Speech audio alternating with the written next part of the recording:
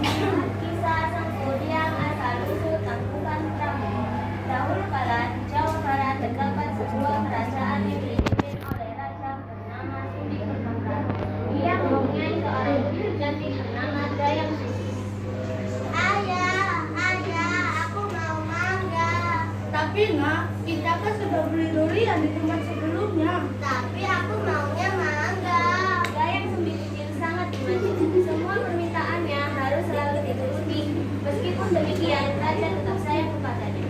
Mbak, mangganya 1 kilo ya. Seiring berjalannya waktu, Dayang Sumbi tumbuh menjadi gadis cantik.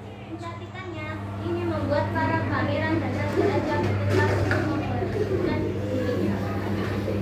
Demi menghindari pertengkaran antara pangeran dan raja-raja, Dayang Sumbi akhirnya menyendiri ke sebuah pondok di tepi hutan. Di pondok itu, Dayang Sumbi gemar menenun. Hingga suatu saat ketika sedang asik menenun, tiba-tiba, Haji, aduh, benangku jatuh. Malas sekali untuk mengambilnya. Aku bersumpah, bagi siapapun yang mengambilkan benangku akan dijadikan suami. Apabila dia laki-laki. benang yang jatuh tersebut diambil oleh Tumang, anjing pengawal raja yang menemani Dayang Sumbi selama di pondok. Betapa terkejutnya, Dayang Sumbi Tumang tiba-tiba berubah menjadi seorang manusia. Ia menceritakan bahwa sebenarnya dia adalah jelmaan seorang dewa. Dia akan berubah menjadi manusia ketika bulan purnama. Sesuai janjinya, Dayang Sumbi akhirnya menikahi Tumang. Mereka pun mempunyai anak diberi nama Sang Kuryang. Dayang Sumbi masih merahasiakan Sang Kuryang jika Tumang sebenarnya adalah ayahnya. Seperti kakeknya, Sang Kuryang mempunyai kegemaran berburu di hutan. Ia selalu ditemani oleh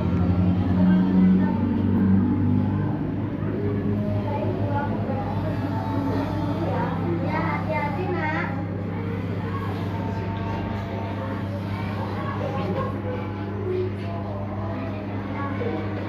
Ya teman kita kan seni berburu saja. Kita melakukan kita bersama dari dulu.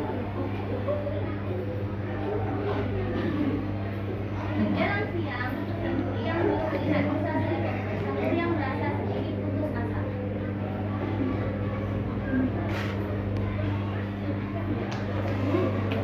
Kenapa tidak ada seekor sampun hari ini?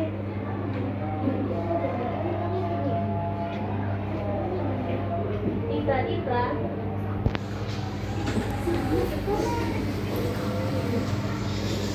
Babi rusa itu bisa jadi menu makanan kita nasi malam. Tumang, cepat kejar babi rusa itu. namun Tumang hanya diam saja. Ia tidak mau mengejar babi rusa itu. Babi rusa berlari masuk hutan. Makan malamku. Tumang tidak mau mengejar babi rusa itu karena dia tahu bahwa babi rusa itu merupakan jelmaan dewi seperti dirinya bernama Wairunga. Ini semua salahmu. Gara-gara kamu, kita tidak bisa makan malam daging. Gelap mata Sang Kuryang tiba-tiba mengambil anak layannya di memasukkannya anak kanan itu dari pusatnya mengenai badannya.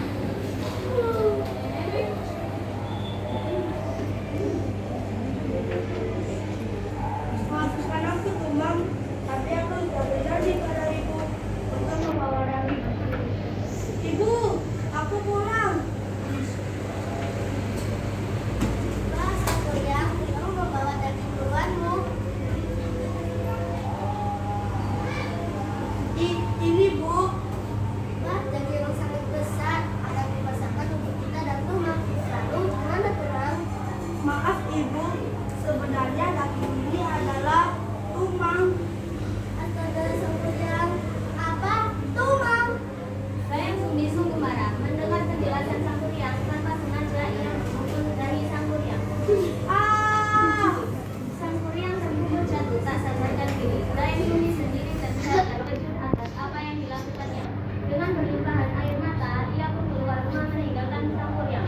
Pelariannya terhenti di sebuah goa. Di dalam goa Dayang Sumbi bersemedi.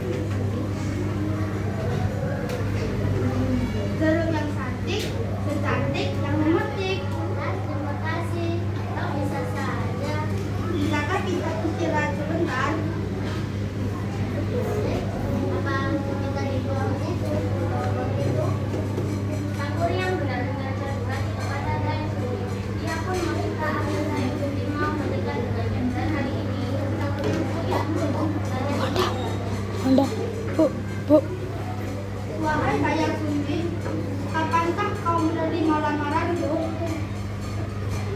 Dayang Sumbi bersedia menikah dengan sang pria.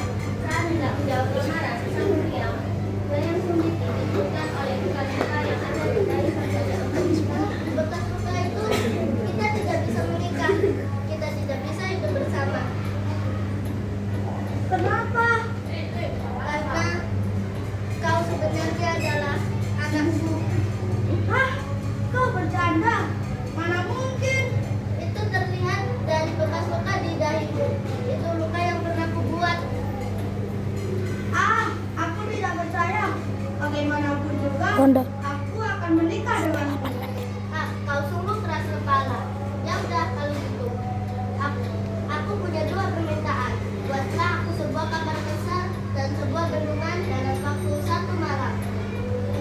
Baiklah, aku akan mewujudkan keinginanmu.